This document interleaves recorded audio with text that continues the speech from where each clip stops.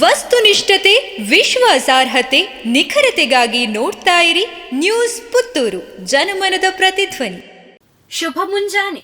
ನಾನು ಶ್ರೀಮ. ಇಂದಿನ ಮುಖ್ಯಾಂಶಗಳು: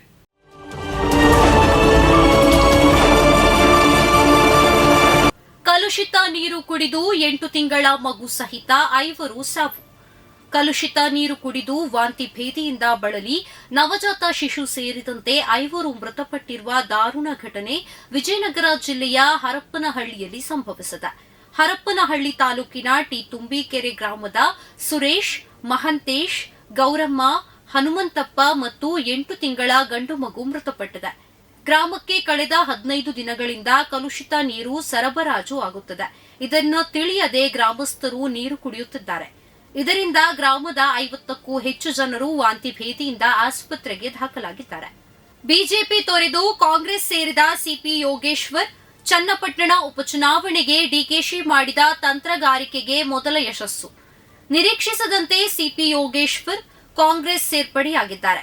ನಿನ್ನೆ ಬೆಂಗಳೂರಿನ ಕೆಪಿಸಿಸಿ ಕಚೇರಿಯಲ್ಲಿ ಮುಖ್ಯಮಂತ್ರಿ ಸಿದ್ದರಾಮಯ್ಯ ಉಪಸ್ಥಿತಿಯಲ್ಲಿ ಯೋಗೇಶ್ವರ್ ಅಧಿಕೃತವಾಗಿ ಕಾಂಗ್ರೆಸ್ ಸೇರಿದರು. ಈ ಮೂಲಕ ಚನ್ನಪಟ್ಟಣ ಉಪಚುನಾವಣೆಗೆ ಕಾಂಗ್ರೆಸ್ ಅಭ್ಯರ್ಥಿ ಯಾರು ಎನ್ನುವ ಕುತೂಹಲಕ್ಕೆ ತೆರೆಬಿಟ್ಟಿದೆ. ಈ ವಿಚಾರದಲ್ಲಿ ಡಿಕೆಶಿ ಮಾಡಿದ ತಂತ್ರಗಾರಿಕೆ ಸದ್ಯಕ್ಕಂತೂ ಯಶಸ್ವಿಯಾಗಿದೆ.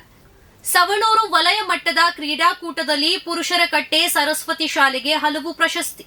ಶಾಲಾ ಶಿಕ್ಷಣ ಇಲಾಖೆಯ ವತಿಯಿಂದ ಪಟ್ಟೆ ವಿದ್ಯಾಸಂಸ್ಥೆಗಳ ಕ್ರೀಡಾಂಗಣದಲ್ಲಿ ನಡೆದ ಸವಣೂರು ವಲಯ ಮಟ್ಟದ ಪ್ರಾಥಮಿಕ ಹಾಗೂ ಪ್ರೌಢಶಾಲಾ ವಿದ್ಯಾರ್ಥಿಗಳ ಕ್ರೀಡಾಕೂಟದಲ್ಲಿ ನರಿಮೊಗರು ಸರಸ್ವತಿ ವಿದ್ಯಾಮಂದಿರದ ವಿದ್ಯಾರ್ಥಿಗಳು ಹಲವು ಪ್ರಶಸ್ತಿಗಳನ್ನು ಪಡೆದುಕೊಂಡಿರುತ್ತಾರೆ.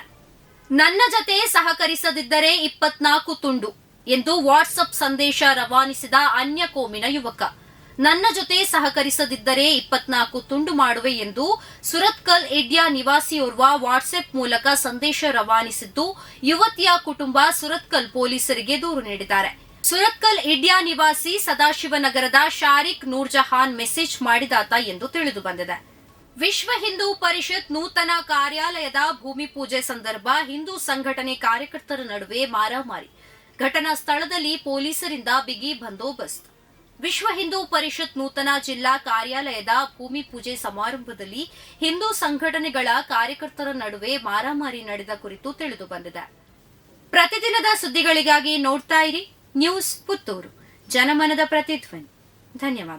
ವಸ್ತುನಿಷ್ಠತೆ, ವಿಶ್ವಾಸಾರ್ಹತೆ, ನಿಖರತೆಗಾಗಿ ನೋಡ್ತಾ ಇರಿ ನ್ಯೂಸ್ ಪುತ್ತೂರು, ಜನಮನದ ಪ್ರತಿಧ್ವನಿ.